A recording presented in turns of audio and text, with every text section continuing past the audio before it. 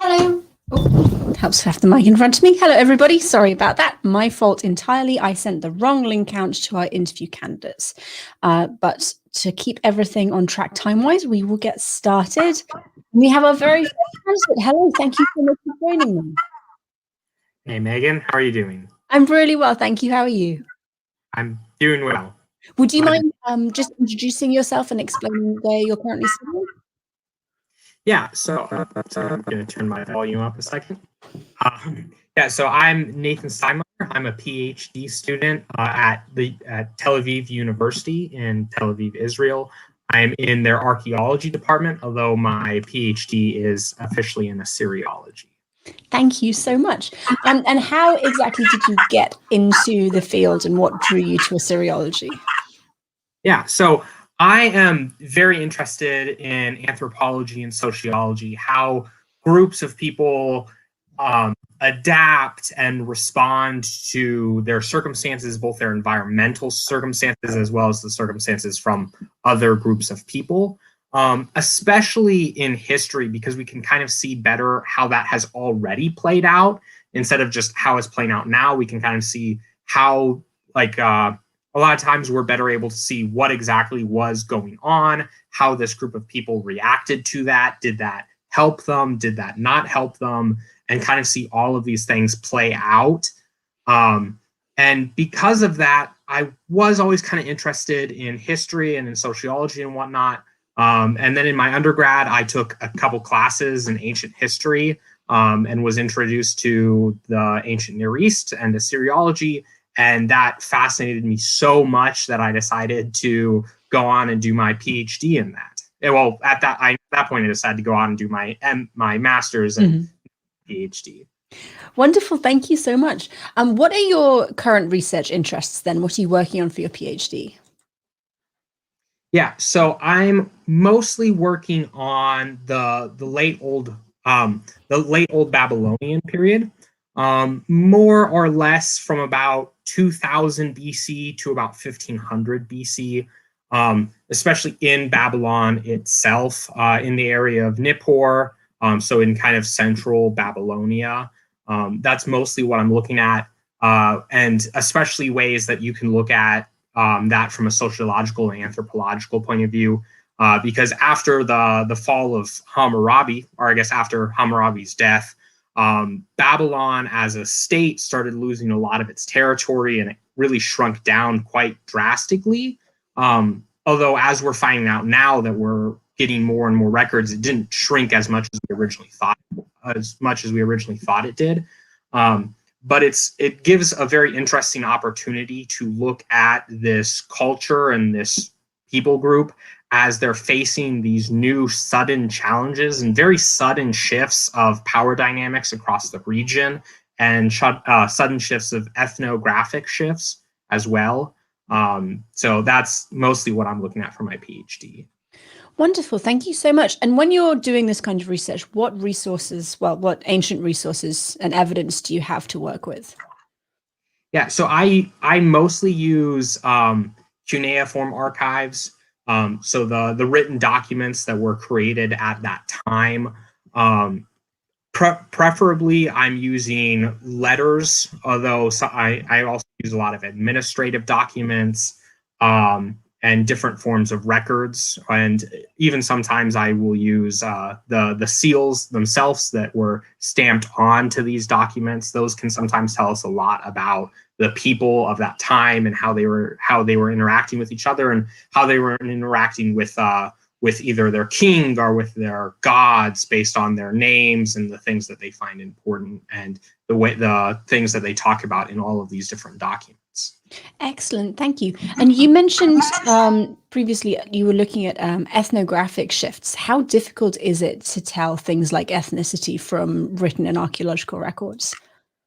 Yeah, it depends on the time and the place. Some regions, it can be very easy because, especially at the very beginning of an ethnographic shift, it can be pretty easy to look in the records and see the shifts in names. Because especially in the ancient Near East, different ethno groups, different ethnicities would have very different names for very different deities and pantheons and whatnot. So at the beginning of these shifts, you can kind of get a decent bit of a look into that based on the names of the people that you're seeing. As that goes on, you start getting less and less information as groups start to integrate into each other. So you have times where a text will tell you that this person is a Kaysite, but they have a very traditional Amorite name. So as time goes on, those things start to become harder and harder. At the beginning of those shifts, they are much easier to see. So it all kind of depends on where you are, what time period you're in, and what exactly is happening. And so it's very important when you're looking at your archive to keep in mind what has happened up to this and what will happen to kind of know how telling your data actually is or not. Thank you very much. And for the audience watching, just a reminder, if you have questions for Nathan, please do type them out for me. We'll have a couple of minutes at the end to take audience questions. Otherwise, I'm just going to keep chatting because, it's not often I get to talk to other Assyriologists. So Nathan, what are your current summer research plans and how do you think HAPS will be able to help you with those? Yeah, so for my summer research, I'm focusing on a fortress by the name of Dor Abi Eshuch that was built during the time of the grandson of Hammurabi.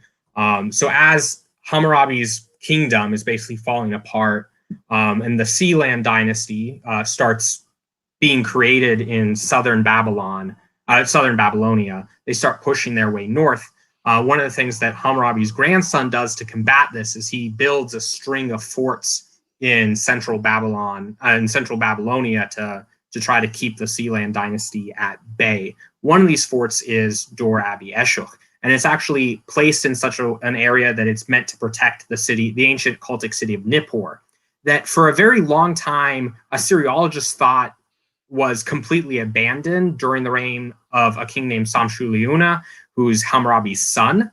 But recently, about 20 years ago, which is very recently in Assyriology terms, we had this massive archive come to light from this fortress called Dor Abi Eshuch that talks extensively about Nippur during the time of Abi Eshuch and his descendants onto Samshu-Datana, who's the great-grandson of Hammurabi. So we know that Nippur was in existence for at least 50 years, a little bit more than that, maybe upward, like in the 50 to 70 range. We know that Nippur was in existence and under the control of Babylon a lot longer than we thought it was.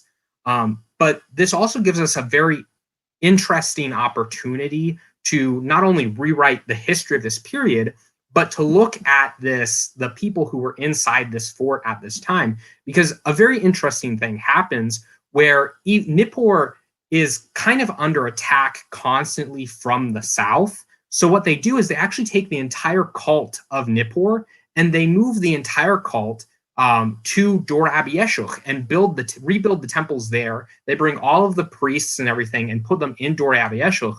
So we have this incredibly interesting moment in time where we see this entire cult shift locations to a new place because of the danger that an enemy army is posing to them. And so, one, that's very interesting, but it also gives us this very interesting opportunity to look at a group of people that I personally find fascinating, a group of people who are called diviners, or Baru and Akkadian. And they're not really like anything we have today. You can kind of think of them like the prophets of the Hebrew Bible, but they're much more scholastic in nature. And they weren't directly associated with the crown, the government, but they weren't directly associated with the military, and they weren't directly associated with the temple. But they worked with all three of these groups in order to come up with decisions, in order to lead people. Sometimes you see them operating as generals. Sometimes you see them operating in very cultic situations. So they worked with all of these different groups. And so we have a number of texts from Dor Abi Eshuch that are about these diviners. And so my whole goal this summer is to look at those texts specifically and see how they impact what we think about this time period and what we think about this temple being moved and how the government is working with that.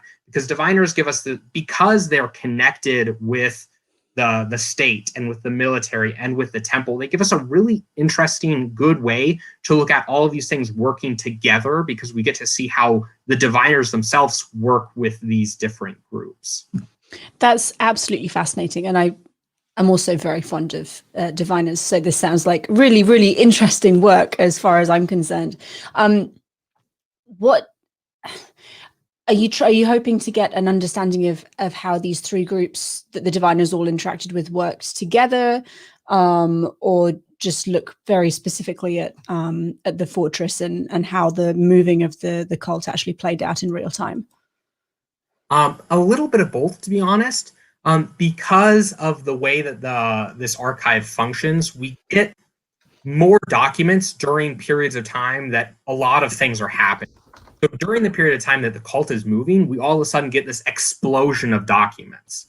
So we have a very brief window where the cult is moving, the military is acting, the government is coming in to try to push the enemy back again, and all of a sudden we get an incredible amount of texts from diviners. And that's actually the time that we get the vast majority, I think something like 90% of the donation texts from this fortress come in that short, almost 5-year window of time. So I'm both looking at how the diviners are working with all of these groups, and how they're working with each other, and then also using that as kind of a reference point to also look at the movement that the temple was doing and the military actions that were being taken, because the texts that talk about diviners really shed a lot of light onto kind of all of those sorts of things. Fantastic. Thank you very much. And the texts that you're going to be looking at, are they primarily personal letters or administrative records, or really a bit of everything? Almost all of them are administrative records, which does limit us in some regard. Some of them tell us exactly what the diviner is doing. Some of them only really say that the diviner is doing something, and we don't really know what that is. But we do also have a couple letters. And then we have some loan documents where the diviner is working as the person loaning out the money. We have a couple documents, slave sale documents, where the diviner is the one buying the slave. And we have a couple documents where the diviner is simply the witness of some legal action or some other. So we have a very nice variety of documents, but most of them are certainly within the realm of administrative documents. Excellent. Before I let you go, we do have a question from the audience. Based on the letters, how similar were diviners to American evangelical prophets? So the prophets of the Hebrew Bible that you referenced earlier, you said they were more scholastic. How so? Yeah, so the diviner, instead of kind of what we think of when we think of modern prophets, we tend to think of people who kind of are predicting the far future, or only ever predicting doom and gloom, and and that is somewhat based on the Hebrew Bible, the view of prophets in the Hebrew Bible, and it's a little bit based on a product of our time. Diviners are different, however, because diviners are dealing with the right now.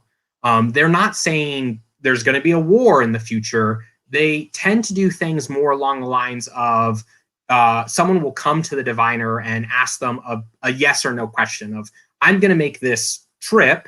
Is it safe for me to make this trip? And then the diviner will sacrifice a sheep and look at its entrails and determine, based on what the gods wrote on these entrails, if it is in fact safe for you to make this trip. And it works for governments too, of a king asking, if I wage this war, will I win? So in terms of that, the diviners aren't necessarily sitting around waiting for a message from God. They're more going to the gods with this technique of divination and asking very, very specific questions and getting a yes or no answer. I hope that answered the question. I think it does. Thank you. And we do have very, very quickly time for one very quick question. How could someone enter the diviner class, or is it based purely on being like a family business? Early documents about diviners, they say very often that it's a family business of, a son learns it from his father and so on. But as time goes on, it becomes very, very clear that that's not the case anymore. And we never are really given a great look into how a diviner is determined, so to speak. We're never given a great look into like the process of picking out the next diviner. But there is this idea, this ethos around the diviner of it being a family descent. So all diviners kind of claim descent from the original diviners. But as time goes on, we quickly realize that they're not actually descendants. So it's an interesting question. Unfortunately, it's not one that we actually have answers to right now. Excellent. Well, thank you so much, Nathan, for joining us. It was wonderful to hear about your research. And best of luck. We'll be in touch in a couple of weeks. Thank you. Okay, everybody, we are going to go straight on to our next guest, just to make sure everyone gets the time they are allotted. So, hi, thank you so much for joining us. Hello, thanks for having me. Of course. Could you please just introduce yourself and tell us where you're currently studying?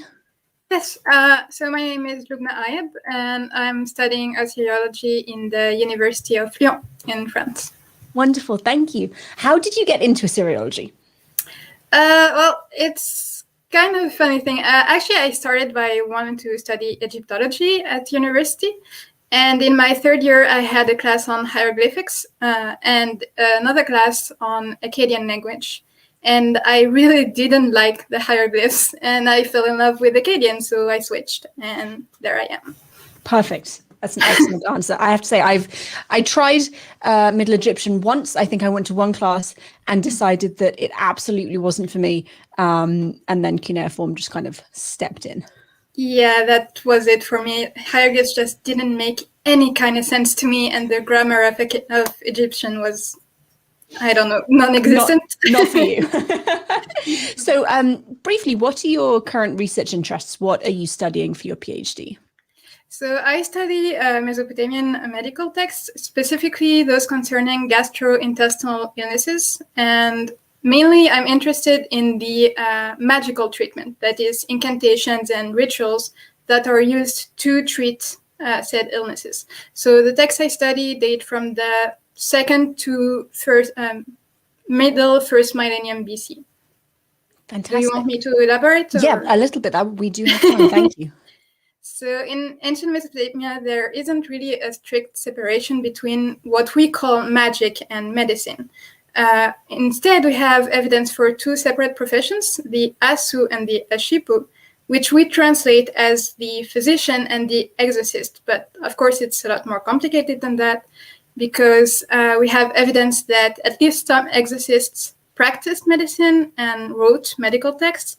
And on the other side, we have a lot of incantations and rituals that have been integrated into compendia belonging to the Asu, the physician. So it can be very difficult to ascertain, to establish a clear distinction between the two professions. So what I do is I study the incantations and the medical text side by side to try and ascertain if there is a common ground between them. Do they treat the same diseases? Are there similar symptoms described? Do they show the same concept of body and illness, etc.? So basically, I try to figure out if the incantations and the medical texts belong to the same school of thought or not, and if we can attribute the medical incantations more specifically to the physician or to the exorcist. That's really interesting. Thank you. And generally, what kind of results do you find? Can you securely attribute them to one or the other, or is it a little bit more fuzzy than that? Well, it's very fuzzy. The thing is that for the first millennium, we have kind of a clear picture because most of the texts have been assembled into canonized series, which are attributed to one profession or to the other. The text said, this is a series of the exorcist, this is a series of the physician. So at that time, everything is kind of clear. Mm-hmm. When we go earlier, it's a lot more complicated because the texts don't say that. They haven't been assembled. They're more disparate. We find them all over the place. They're not into series, and they don't say by whom they were written, to what end, into what context. So it's very difficult to say, are there the works of one or the other? Mm-hmm. And this is kind of what I do. What I think is they haven't been written by one person, by one profession in particular. Actually, they circulated outside those two professions. We have found some in Kanesh, for example, which is an Assyrian colony up north, where there is no evidence for either the physician or the exorcist, but we find incantations there that are very similar to the ones that we find in Babylonia and during the second and first millennium. So we can't really say at that time, at the second millennium, that they are one profession or the other. To me, they circulate everywhere in a lot of professions, in a lot of circles. Some of them probably come from oral tradition, from a folk tradition, and have been written down by scribes, by exorcists, and others. But originally, I don't think they come from one profession or the other. They have been, assimilated by them later on, by the end of the second millennium and early first millennium. But before that, we can't really say. Thank you. And does, I know that when we're talking about Assyriological text, it's very difficult a lot of the time to have a secure excavation find spot. When you have that information, does it help you better understand how the texts were used? Yes, a lot. So it's true. We don't really have, for most of them, we don't have the archaeological find spots because, well, they come from illegal digs or from digs that date back to the 19th century or early 20th. So it's very complicated. But those that for which we have records, they can tell us, for example, that a lot of incantations have been used in schools, scribal schools, to teach not only physicians to, like, for example, we have found them in Emar, in a school for diviners. One of them is written down. It says at the end, this is a work of, I don't remember his name, but an apprentice diviner. During his studies, he wrote down incantations. We found them mainly in the second millennium in the peripheries, in scribal schools for anyone, learning how to write. So they're not specifically used only in a therapeutic context. But we also find them in private context, so where they would be more likely used for practical use. So maybe written down in a patient's house or left there for a therapeutic function. So this is also a lot of help, of course. Thank you very much. And before we go to audience questions, would you mind explaining what your plans are for this summer and how you think HAPS funding will help you? Yes. So I've been mainly financing myself lately by teaching classes at university. And next year I'll be working part-time at the university library. But of course, having a job, it takes a lot of time and effort, especially teaching. So having this funding for the summer would allow me to focus entirely on writing my thesis and hopefully finish it. Excellent. Good plan. What do you have a specific chapter you're planning on writing, or is it just finish everything that there is left? Finish everything that there is up. I have, there are two main chapters I have left to write. One is on the functioning principles of incantations, that is how they worked. And for that, I use research from medical anthropology, psychiatry, and on everything on the placebo effect, which is very, very interesting and can help us in understanding how the incantation functioned on patients. And the other one is a summary on the the symptoms which are described in incantation and medical texts. So the research has mainly been done, but there is a lot of writing left to do. Excellent. Thank you so much. We have a question that I assume is related to some previous research. Can Miss Ayab tell us if her experiment with Mesopotamian beer was delicious or skunky? Yes, thank you. That's actually, side research project that I have with another PhD student in my university. And it was kind of funky. Actually, it tasted like you mixed cider and beer in a mug, and you with some dates, and you have that result. It's not bad tasting, but it's very different from our Not what we'd expect beer to taste like. And very strong, actually. You drink a glass and you feel it. We have 3 or 4 minutes left, audience. So if you have questions, please do type them out for me and I will get to them hopefully before we finish. I know that the earlier material you're looking at, you can't really differentiate between the two professions. When you look at the later material, can you have an idea of how they would maybe have worked together to treat the same illness, or do they seem to have worked more separately? I think they have worked together. Mainly, they treat the same diseases. The thing is that for the intestinal illness in particular, there isn't a lot of specific diseases. There are not a lot of specific names. They just describe belly illness, basically. Mm-hmm. So it's difficult to say with certainty, but it seems that they work together. If you tried one thing, you tried a medical recipe, for example, and if it didn't work, then you use the incantations. We don't really know because there isn't, we don't have prescriptions that say, this guy came in, he was sick, so I told him to use that and that and that. It's just big series with everything put together, and we think that they just used what they could from it. Kind of like a medical encyclopedia. Yeah.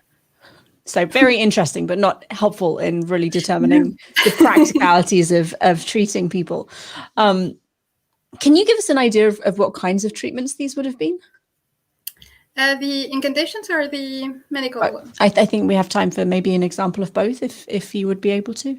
Well, for the medical prescriptions, it's mainly like a bunch of plants. You use this and this and that in that proportion, and you mix them together, and a lot of laxatives and emetics and those kind of treatments, which I think is an indication that they believe the belly illness was a kind of imbalance. So you needed to purge the body to get rid of that imbalance, and then everything would be better. And as for the incantations, well, the rituals with which they were written, are very similar to the medical prescriptions. It's a lot of the same ingredients, the same techniques. Some more magical. You have some description of amulets and the use of lumps of salt, for example, on the body to draw the illness out. But for most of them, they're very, very similar. So I think they were written in the same, mostly by the same people, but in the same idea. It's the same kind of principles. Thank you very much. We have an audience question. What is the most common health complaint? Well, like I said, it's mostly belly illness. What we have a lot of is something called belly constriction, not of the bodies, like the Keith's Libby, that is, constricted belly. So maybe a kind of, I'm sorry. You're fine. Not diarrhea, constipation, sorry. A lot of diarrhea also, belly burns, and belly pains. Those are the most common complaints we found. Thank you very much. And we are actually at time, so I'm going to let you go and get on with your day. Thank you so much for joining us. It was wonderful to hear about your research. And we'll talk to you soon. Yes, talk to you soon. Bye. Bye. Okay, everybody, we are going to take a very brief break while we wait for our next person. Stick around. We should be no more than 5 minutes. We'll see you in a minute.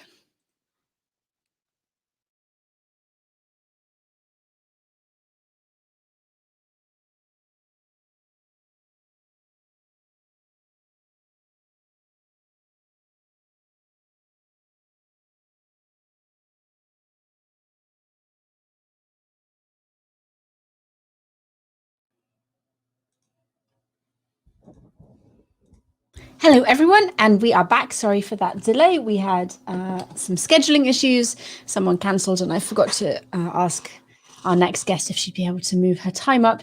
And then we had some technology issues, but we are here, and we have the last interviewee for this particular block of interviews. Hi, thank you so much for joining me. Hello, Megan. Thank you for the opportunity. Of course. Could you please introduce yourself and tell us a bit about where you're studying? Sure. I am a final year doctorate student. I'm Spanish, but working with a scholarship in Estonia at the University of Tartu. I belong to the Faculty of Theology. I am, though, a historian of Mesopotamia. I don't like the name, the term Assyriologist, Assyriology, yeah, well. So I see myself as a historian. And let's say with my dissertation, I think this frequently happens, but I entered a rabbit hole from what I initially wanted to do to what it ended up being. So with my master thesis, I had worked on the idea of how a king can influence a specific audience. So I had tackled a Sarhaddon succession treaty or events. I wanted a bigger picture, and I treated it as something that his successor was not the first in line.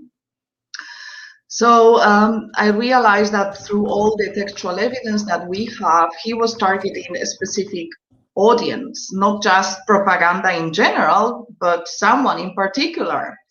So that someone was the high military ranks and the magnates, so the very powerful people. And he was specifically targeting through a series of events those key audiences.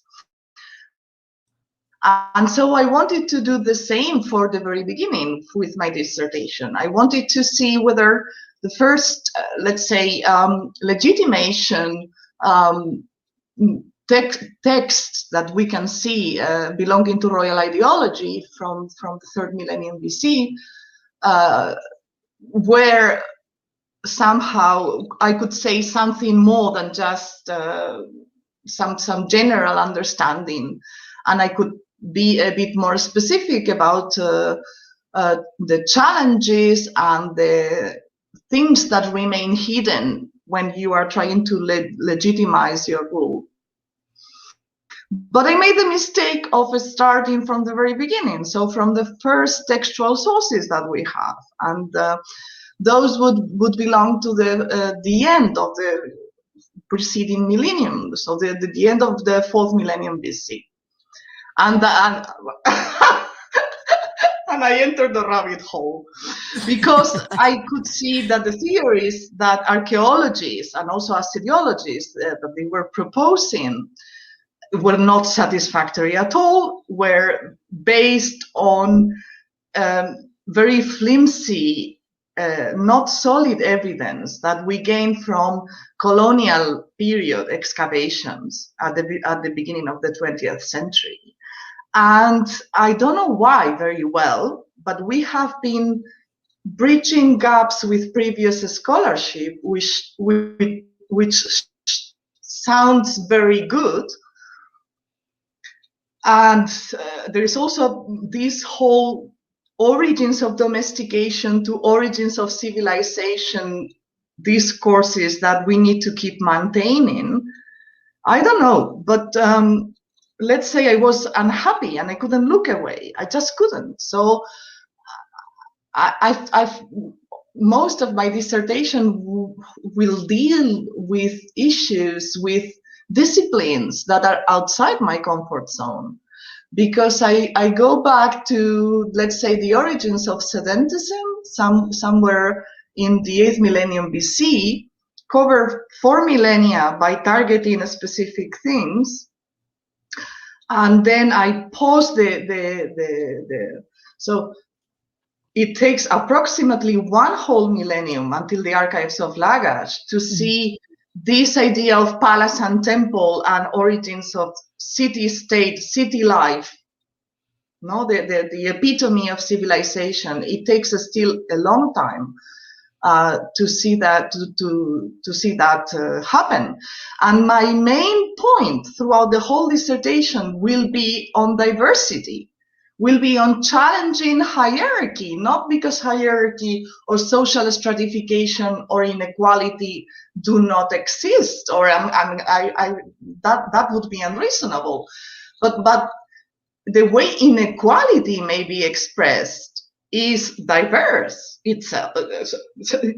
So I am so I became so angry with how mechanistic all our theories about social stratification are, and how we don't account for diversity and what it implies. So if you talk about elites, what I'm going to be asking is how many and how many motivations.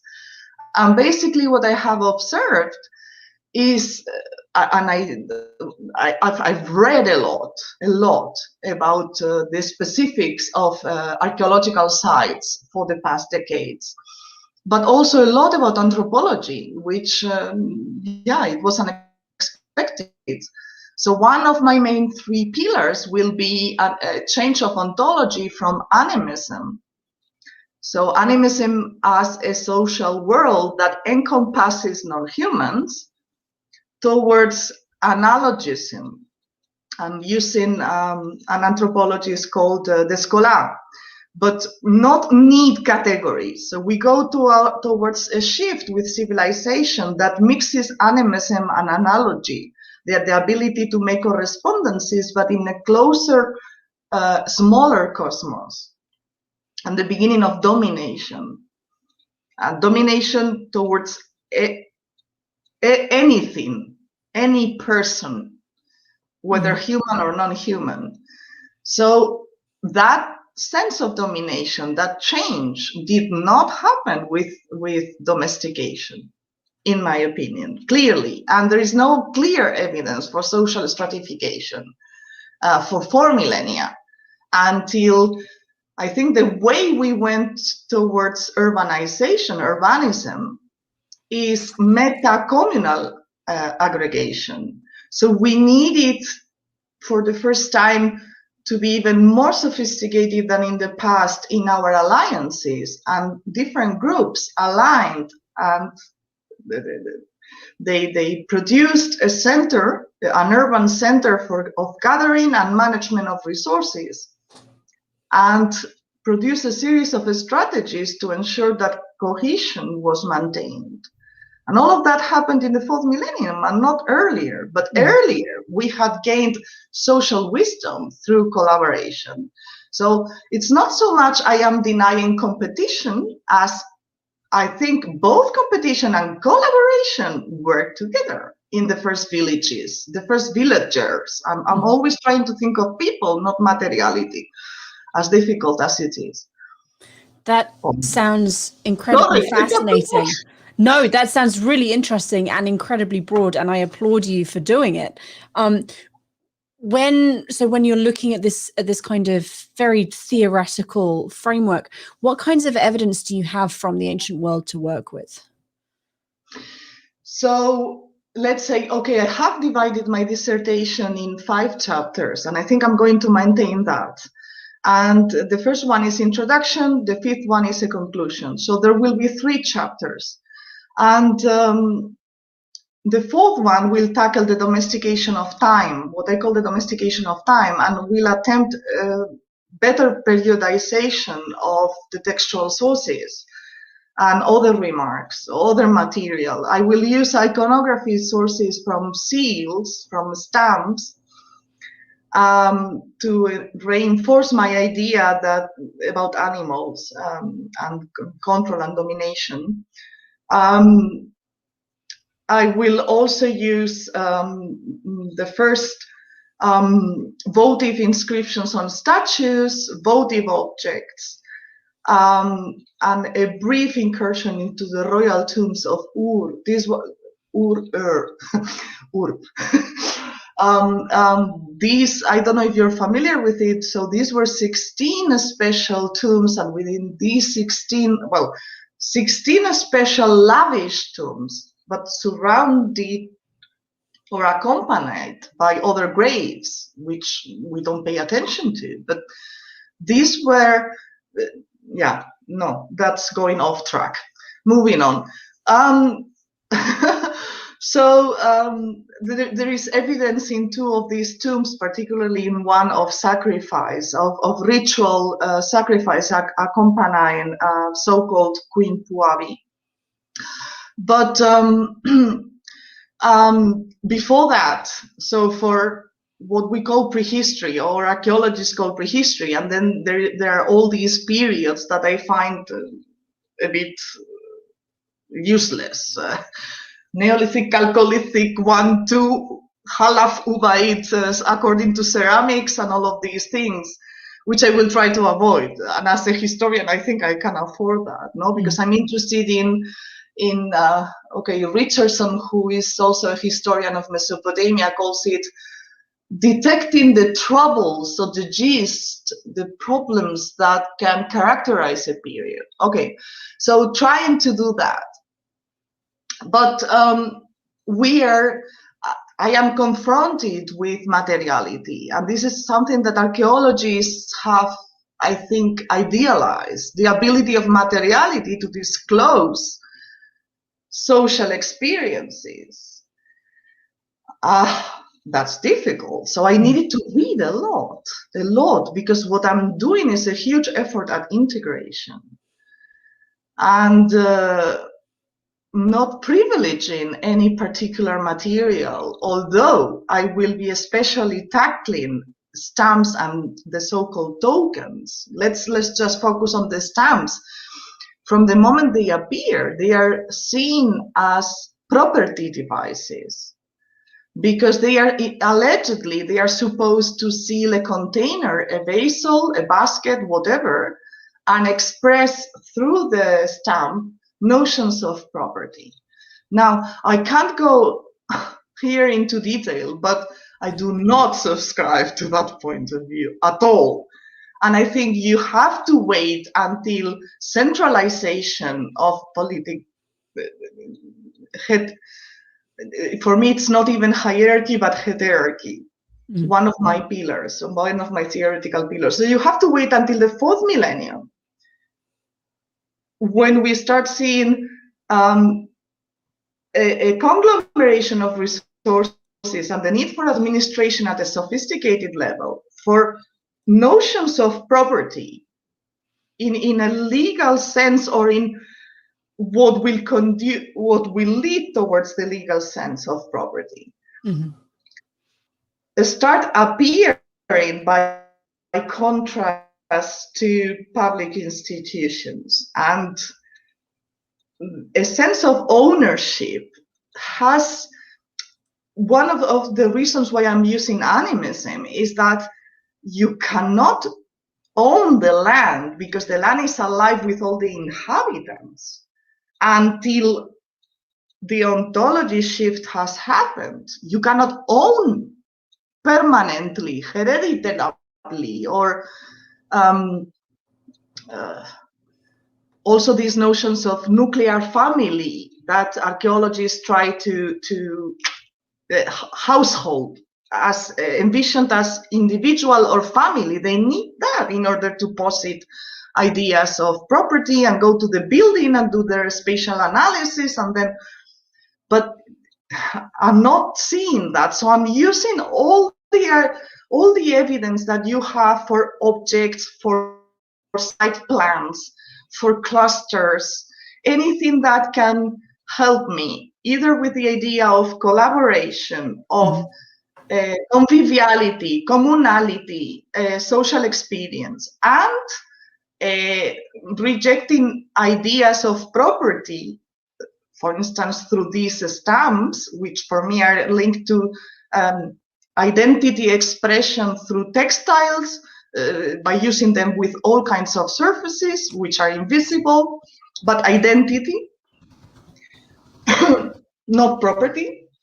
So I'm using all this material, anything that will allow me to get this bigger picture of how we need to look at the collective instead of individuality in order to understand what finally led to my original intention: sacred kingship, authoritarianism, the beginning of monarchy. So social stratification in archaeological terms, they are constantly using these terms. So you need to understand the collective, and you need to understand diversity. And in the fourth millennium, it's clear, and in the third millennium, it's clear that different sites had different paths towards this civilization thing. That take it easy. It takes time for things to consolidate, and people choose different options, and writing may or may not have been there is a reason why it takes also time for the writing system to be adopted and adapted. Fantastic. Well, I honestly will be very interested in reading this when you're done, especially with the tokens and the seals, because really, that just because I go against practically 100%. I go against everyone. That is absolutely fine. That's what makes it interesting, is especially when it's backed up by rigorous research. New ideas are always fascinating. What are your specific plans? Oh no, I've already asked that. You were going to spend the summer writing. I'm sorry. My brain has to catch up with my ears. Why did you mention? So you are familiar with these tokens and seals thing too? With this particular. Yeah, I got 7 years into an Assyriology Ph.D. Before deciding that my time was better spent elsewhere. So yeah, I'd have a background in the field, and the original explanations of tokens and seals are interesting, but they leave some gaps. So I'm always fascinated to hear other people's theories about it. So no, it sounds like very interesting research. And we are going to take one audience question before we wrap this up. Let me quickly find one. We've had a couple of questions that are about kind of later time periods. So I'm sorry, audience, I'm going to leave those because I don't want to blindside Christina. In the beginning of our conversation, you were mentioning diversity that is often not acknowledged in archaeological and Assyriological research. And we have an audience member asking what people groups you're specifically referring to. Well, so that's a very good point. So I knew from the very beginning I was doomed to unsatisfaction, because there is still, let's say, ongoing excavations will illuminate more. And I can tell you what I think. And what I think is, let's say, there were all these public institutions, or one main public institution in different cities, in northern Mesopotamia mostly, and in southern Mesopotamia. Mesopotamia, but we need a lot more evidence. So my idea is that these are not necessarily, we shouldn't think of them necessarily as elites from the beginning, but rather administrators. And yes, probably working for the sake of deities, but the community's welfare. And I haven't talked about this because it's problematic, but I think there is a climate issue. Yeah, let's not go into this, but I think there is a climate that